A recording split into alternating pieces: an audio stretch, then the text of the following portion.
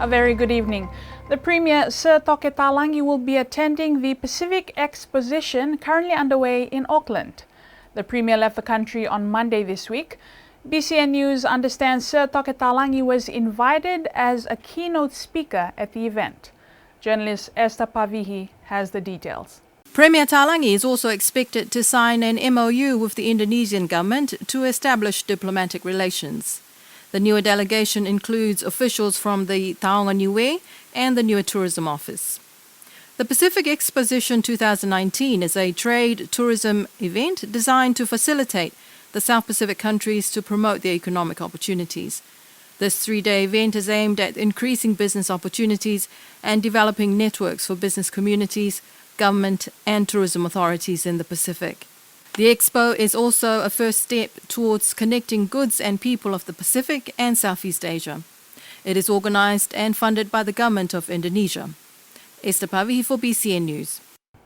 And the Premier, Sir Toke Talangi, is expected to meet with New Zealand's Deputy Prime Minister Winston Peters during his visit in New Zealand. Meanwhile, the New Zealand government team in Wellington has provided clarification through the New Zealand High Commission in Niue on what the Pacific Reset policy means for Niue and the Pacific. At the center of the Pacific Reset is an emphasis on deeper partnerships with Pacific Island countries. This means a fundamental shift in the way New Zealand's government works with Pacific partners by moving away from donor-recipient dynamics of old to building genuine and more mature political partnerships where international, regional and bilateral issues of mutual interest can be progressed. New Zealand is doing more on priority issues that matter to the region, including economic resilience, climate change, health and education, governance, gender and human rights, and youth. This includes New Zealand agencies renewing their attention to realm countries. New Zealand is also enhancing its diplomatic presence with 10 new diplomatic and development roles in the Pacific. The New Zealand government is also investing in leadership diplomacy to support strengthened partnerships in the region, including through prime ministerial and parliamentary and senior official travel into the Pacific. This will result in more bilateral engagements and visits by the Prime Minister, Minister for Foreign Affairs, Parliamentary Under-Secretary for Foreign Affairs. And on to the highlights from the Pacific Games. 15-year-old Kaya Davis has won Niue's third medal with a bronze in weightlifting.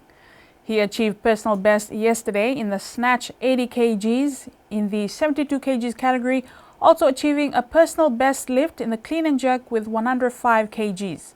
Kaya's support team, including his coach Narita Tahenga, manager Carol Edwards and his proud mom and deputy coach bodybuilder Isabella Davis from the village of Mutalau, said they are very proud of Kaya's achievement. According to his mother, he started lifting since he was 11 years of age. The medal ceremony took place yesterday afternoon, taking Niue's medals tally after day 5 of the Pacific Games to 1 silver and 2 bronze. Meanwhile, the youngest members of Team Niue, Chrislyn Sipeni, came in 6th place, while Ramsey Edwards, who lifted her personal best yesterday, came in 4th place. A lot of work is being done to ensure that students are completing their NCEA requirements, although there is concern on the lack of effort coming from most of the Year 11 cohort. This is according to Niue High School Principal Charles Ioane. He also says the recent discussions on the NCEA changes was very pleasing, especially with the participation of parents in the consultations, which he says is the way forward, working together to ensure that students succeed. The principal stated they are looking forward to some new additions to the staff, which will be good news for the intermediate students. Meanwhile, a group of students are training for selection in the athletics team for New Zealand later in the year. The principal says selection will be tough and the students are aware of expectations.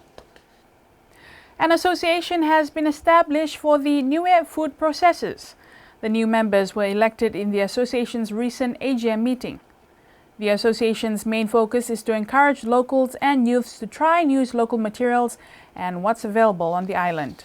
We are just trying to encourage our people to use or to process what we have available on the island, and just to make use of our knowledge or our local knowledge. We can turn it into a product or not only for human consumption, but probably compost or waste recycling, for example. Yeah. And finally, the Niue High School Annual Sports Day ended on a high yesterday, with Pua winning the marching and overall ranking for the day. Langakali came second, Moe third, and Kieto took fourth place. The day was officially opened by the Honourable Billy Talangi, the Minister of Education.